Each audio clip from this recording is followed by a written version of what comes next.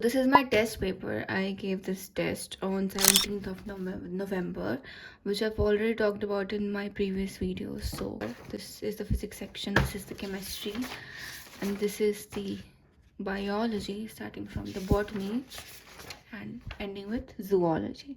I did a lot of silly mistakes, like a lot of silly mistakes, one of which I can show you right now. This was the question: a molecule that can act as a genetic material must fulfill the following criteria except. So I thought it should be able to generate its replica, true. It should chemically and structurally be stable, true. It should provide the scope for fast changes that are required for evolution. I did not notice the word fast changes, but यहाँ पे slow changes होगा, NCERT में दिया हुआ है. तो मुझे लगा ये भी सही है और ये गलत है, जबकि ये तो बिल्कुल भी गलत नहीं है. मेरे को एक्चुअली स्टार्टिंग पे लग रहा था कि चारों ही सही है, लेकिन मेरे को फिर भी कोई एक सिलेक्ट करना था, तो आई चूज दिस, जबकि होगा ये. I just did not notice the word fast हड़बड़ी में. बॉटनी में कम आने का रीज़न ये भी है कि I do not get the enough time to revise the principles of inheritance and variation, so I missed a lot of questions from principles of inheritance and variation. So one is in the chemistry section. Like, this was the calculation mistake that I did.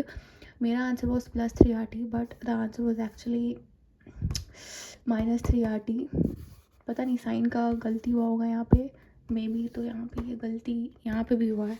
कुछ कुछ question ऐसे out of syllabus भी दिया था, जैसे कि यहाँ पे this graph that they gave the maximum wavelength of black body emission changes with absolute temperature.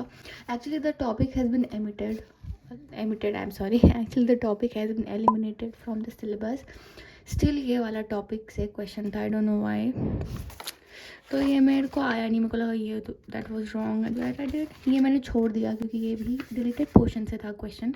A black body radiation has maximum wavelength temperature वाला से लिंक करना था, ये वाला डिलीट हो चुका है सिलेबस से.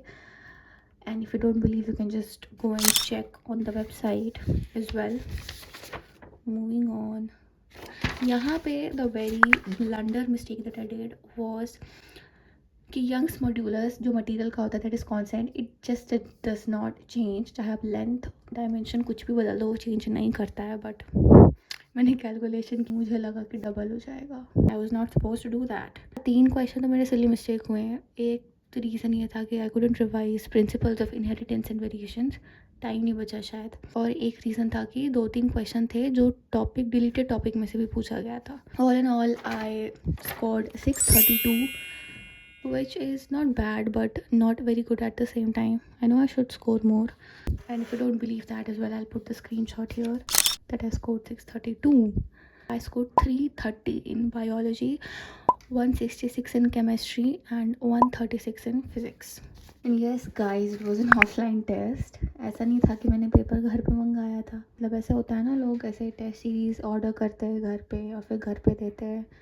ऐसा नहीं था, मेरा सेंटर पे जाके टेस्ट था प्रॉपर ऐसे क्लासरूम में बच्चों के बीच में बैठ के. So I just calculated marks to be 635, पर 3 मार्क्स कम हो गया और 632 हो गया.